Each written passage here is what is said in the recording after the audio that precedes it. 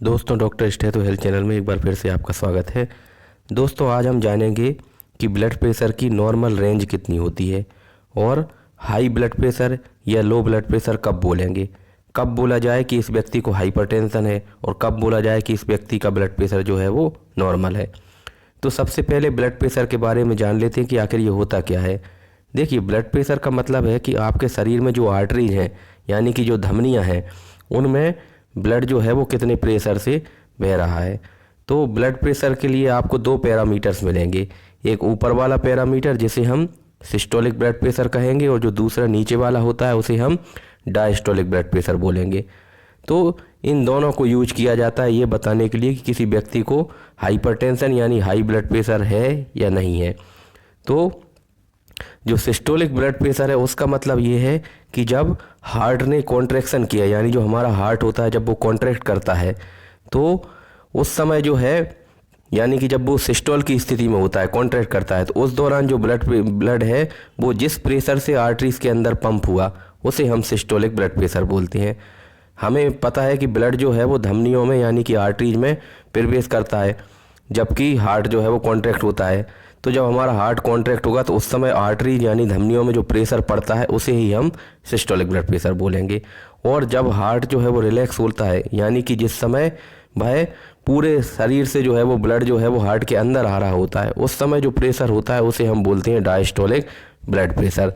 तो जो resting stage होती है उसमें जब हार्ट रिलैक्स होता है तो उस समय जो है वो आर्टरीज के अंदर जो प्रेशर होता है उसे हम डायस्टोलिक ब्लड प्रेशर बोलेंगे। तो कुल मिलाकर किसी व्यक्ति का ब्लड प्रेशर जो है वो चेक करते समय दोनों पैरामीटर नापते हैं, सिस्टोलिक भी और डायस्टोलिक भी। अब सवाल ये उठता है कि जो नॉर्मल ब्लड प्रेशर है वो कितना होना चाहिए। तो जो ऊपर वाला है वो 180 ऊपर वाला जो है वो 120 यानी कि 120 mmHg से कम होना चाहिए और जो नीचे वाला है वो 80 mmHg से कम होना चाहिए।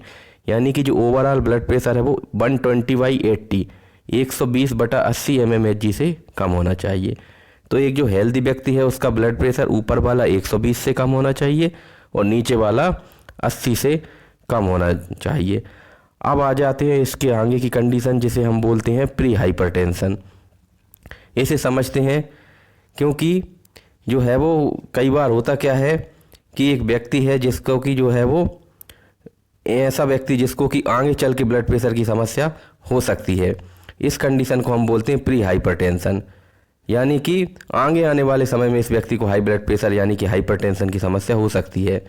तो ऐसे व्यक्ति पर ज़्यादा ऑब्जर्वेशन की ज़रूरत होती है क्योंकि अगर किसी व्यक्ति को लंबे समय तक जैसे कि 10-15 साल तक प्री हाइपरटेंशन की स्थिति रहती है तो उसे भी कई तरह के नुकसान हो सकते हैं।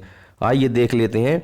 जो पुराना जो क्राइटेरिया था उसके हिसाब से नॉर्मल ब्लड प्रेशर जो है वो 120 और 80 से कम होना चाहिए और प्री हाइपरटेंशन हम तब बोलते थे जब 120 से ज़्यादा हो जाए सिस्टोलिक ब्लड प्रेशर, लेकिन 140 से कम यानी 139 तक रहे, और डायस्टोलिक ब्लड प्रेशर 80 से 89 के बीच में रहे, तब हम इस स्थिति को प्री हाइपरटेंशन बोलते थे। अभी जो क्राइटेरिया है अमेरिकन हार्ट एसोसिएशन के हिसाब से, उसके हिसाब से जो है वो क्राइटेरिया काफ़ी हद तक बदल गया है।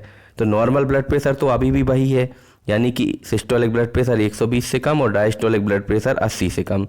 लेकिन अगर 120 से 129 के बीच में है तो इसे हम बोलेंगे एलिवेटेड ब्लड प्रेशर, और डायस्टोलिक ब्लड प्रेशर इसमें नॉर्मल रहता है <80 mmHg।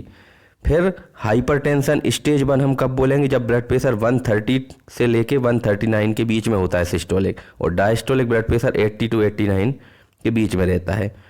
दूसरा हाइपरटेंशन स्टेज 2 हम तब बोलते हैं जब 140 से ऊपर हो सिस्टोलिक ब्लड प्रेशर और डायस्टोलिक ब्लड प्रेशर जो है वो 90 से ऊपर हो, 90 या 90 से ऊपर हो। फिर एक स्थिति होती है हाइपरटेंसिव क्राइसिस। इस कंडीशन में जो सिस्टोलिक ब्लड प्रेशर है वो 180 mmHg से ऊपर हो जाता है और जो डायस्टोलिक ब्लड प्रेशर है वो 120 mmHg से ऊपर हो जाता है। और ये एक बहुत ही इमरजेंसी वाली कंडीशन है।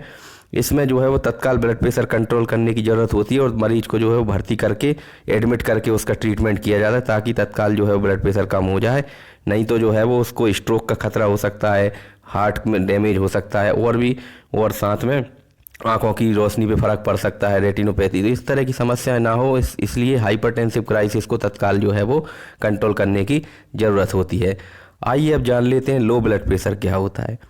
तो 90/60 mmHg से जब ब्लड प्रेशर कम हो जाता है, यानी सिस्टोलिक ब्लड प्रेशर 90 से कम हो जाए और डायस्टोलिक ब्लड प्रेशर 60 से कम हो जाए, तो इस स्थिति को हम हाइपोटेंशन बोलते हैं।